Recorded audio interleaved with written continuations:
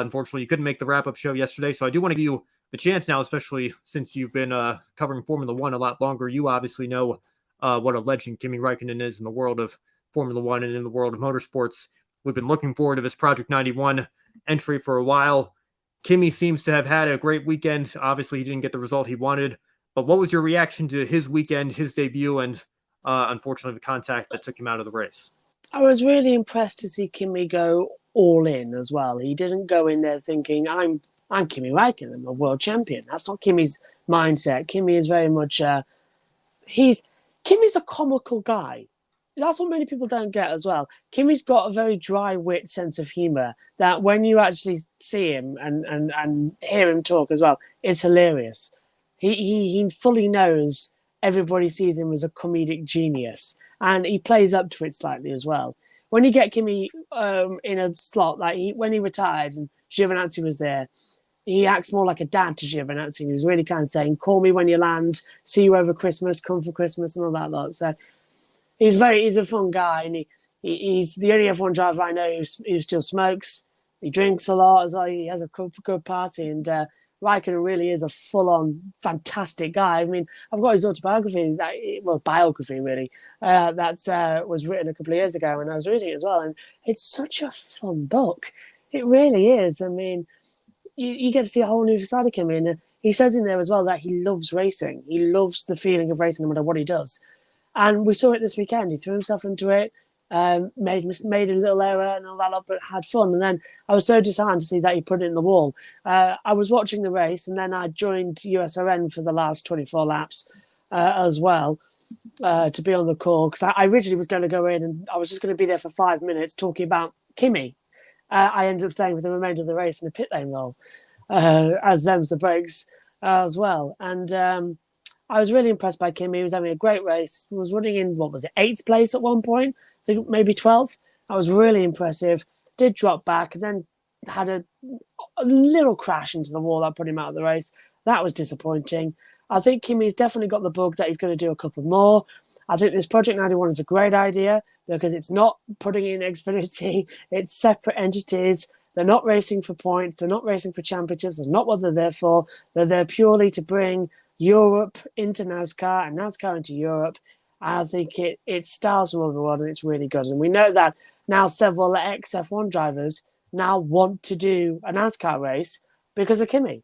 I mean, Vettel says he wants to do one as well. Alonso has said, oh, I'm going to do one as well. Montoya wants to get back in on this mix as well, but go on a proper big party atmosphere with it all as well. And I think this is the start of something very good that can bring NASCAR back into the fold. IndyCar had it with Alonso.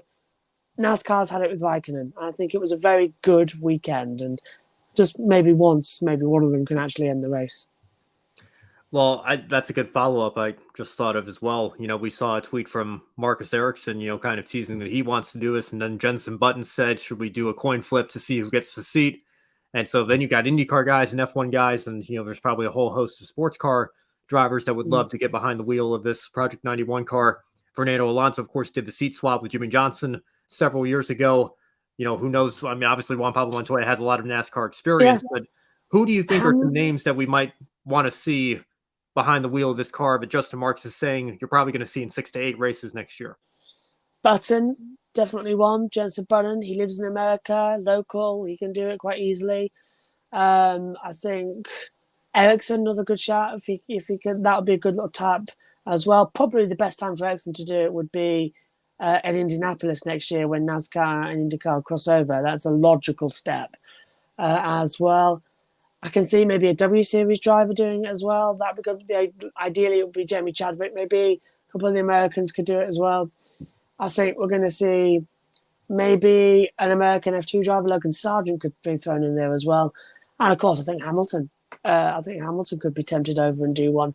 Maybe not in his current stage of racing driver, but in a couple of years, I think Lewis could do it very much easily. And I'm trying to think of a big name I can give you as to who would be my next top tip. And it's coming up as Shane Van Gisbergen.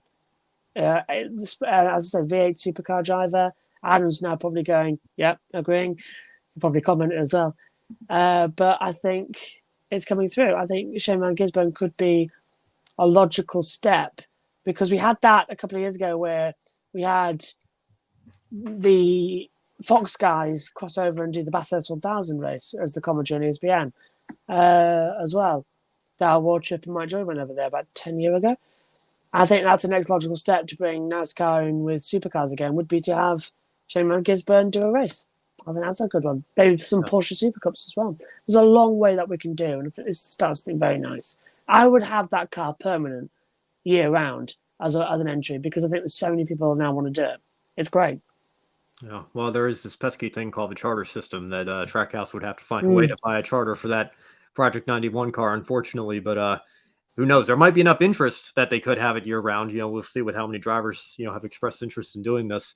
Obviously, Kobe's bringing up Nick Tandy here, Corvette factory racing driver, lifelong NASCAR fan. Jordan Taylor comes to mind as well. Somebody who I think is certainly qualified to get behind the wheel of a Cup Series stock car. You bring up Ericsson as well. I think, that obviously Ganassi no longer has a NASCAR team, but Trackhouse purchased that team. Justin Marks obviously still has a close relationship with Chip Ganassi.